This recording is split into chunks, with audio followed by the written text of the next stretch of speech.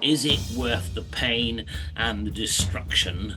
And I don't think it is. And I think that's why I would say to Rachel Reeves, please have another look at this before you inflict it on what I believe to be, really hard-working families.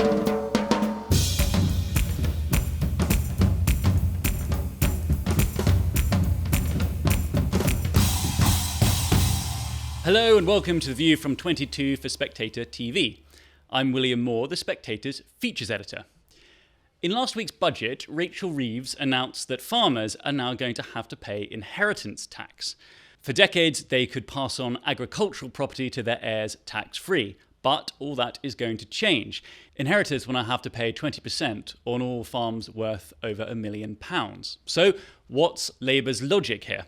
Well, to work it out, I am delighted to be joined by Neil Parish, the former MP and farmer. Neil, thank you very much for joining Spectator TV. Yeah, it's my pleasure. Thank you. What was your initial reaction to the news in the budget? Well, I mean, horrified, to be honest with you, because it's only 2 years ago that Putin made his major insurrection, incursions into Ukraine.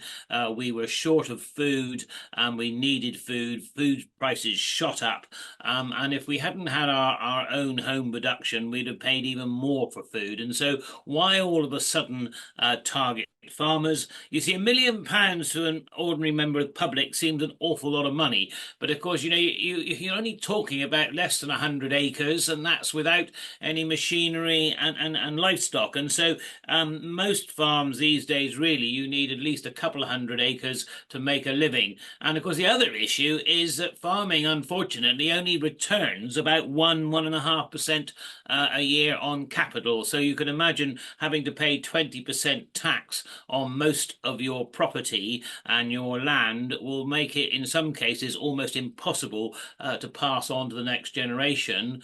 And of course, we are farmers in the countryside and managing it and producing food. These farming families are absolutely essential. And I wish the Chancellor would look again, because I think it was probably a very efficient Treasury official who suddenly lighted upon this and went for it. And if they're going to tax farmland, and I wouldn't like it taxed at all, the threshold needs to be much, much higher. So would your objection be one of principle, or is it to do with that threshold? So if the threshold was much higher, is it something that you could see a logic for? Yeah, I can slightly, because I think, much as, you can admire people like Dyson and others, they have bought into huge tracts of land. And, I have no problem with that, but whether they should then be, don't have to pay any form of tax when they pass that on, I'm not entirely convinced. And so therefore, I think what we need to see is a limit, a start-off point of about 4 to 5 million. And I know it sounds a very great deal of money, but that really is your 300-acre farm with livestock is probably 3.5 to 4 million, and that really is a going concern in this day and age. And I think that's where we need to make sure that genuine farming families who farm the land for years, who are doing a really good job, and those that have come in more recently but are on a smaller scale, they don't need this tax. They really don't. I know it's perhaps hard to get into the mind of the Chancellor, but if you had to hazard a guess as to what Rachel Reeves' logic might be here, do you think she's trying to go after the Dysons of the world and the family farmers are sort of caught in the crossfire, or is something else going on here? Yeah, I think probably the Chancellor probably didn't have the family farm in mind when she did this. And I think she probably unwisely thought that £1 million threshold sounded a lot of money, and that will do. But of course, in farming terms, it will not suffice, because it's not enough land and property and livestock to make a living. And so that's where I would think that she she needs to look again. I think she's getting, a lot of there's about 100 Labour MPs now representing rural seats, and I think that they're getting a fair bit of grief from the farmers. The farmers are going to, is it 18th or 19th of November? They were my local contractor, when he was putting this corn in for me, he was talking about the fact that I think he's going to go to this march. Whether he's going to take his tractor with him, I don't know. But it has really motivated people, and he would be a youngish guy, about 40-ish, young family.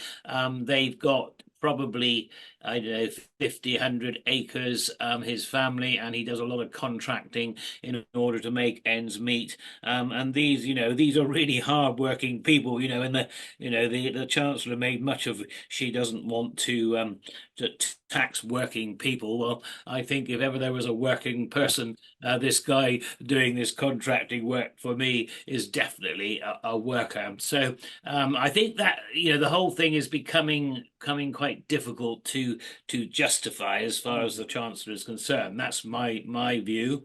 If you take a pure view, perhaps a socialist view, well, they've got money, they should be taxed. But of course, if you're using that capital to maintain a really good farm, look after the environment, and produce really good food, then do you actually want to destroy that and a family livelihood, perhaps for generations that they've been on the land? And my own farm here, my grandfather bought it in 1920. We're not a massive farm.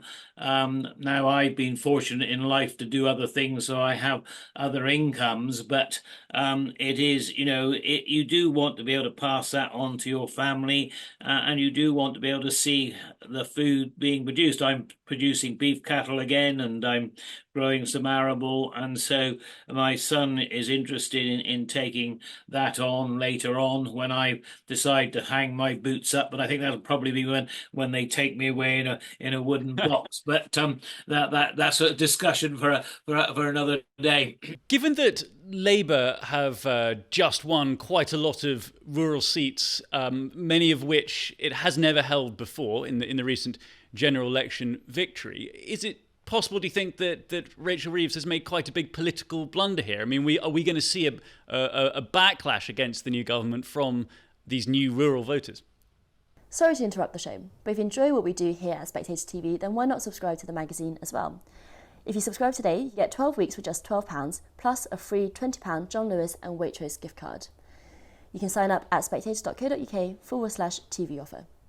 I think the Chancellor may well see a backlash from rural voters, because I think it's a lot of smaller farmers, like I said, not only farmers but contractors who work hard, and I think they are really very upset by this, and I don't think they were expecting it. And I think that's the problem, and I think very difficult to plan for.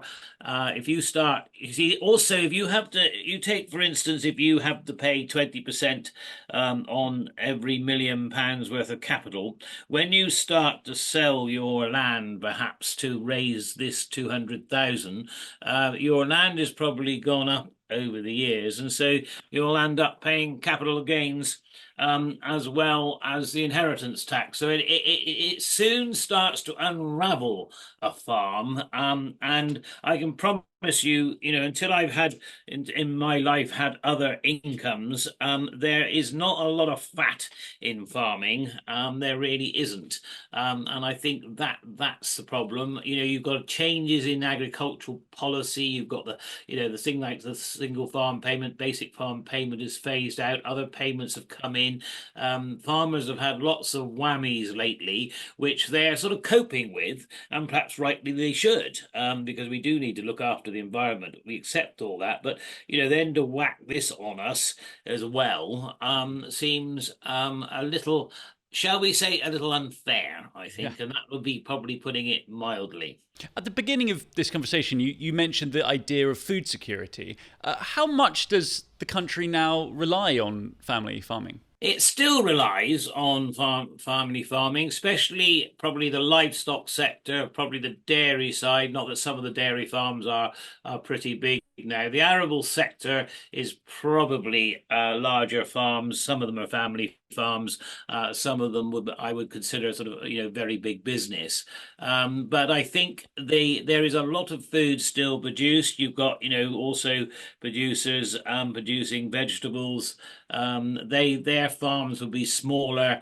They may not get caught by the £1 million, but it doesn't take long in this. You only have to have a few robots or a few specialist machines to soon put you up to £1 million, even if you don't happen to have own a lot of land. And I think that is where, had she done her homework, had these MPs been a little bit more experienced that were now in these rural seats, I think they would have said to the Chancellor, please don't do it. And I'm hoping perhaps that they may go back to her.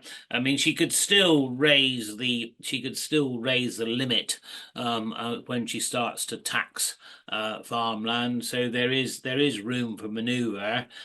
She doesn't want to be a lady for turning, I don't think, but sometimes it may be sensible to do, shall we say, a slight deviation, because that's all I would consider this to be. It's not a complete U-turn.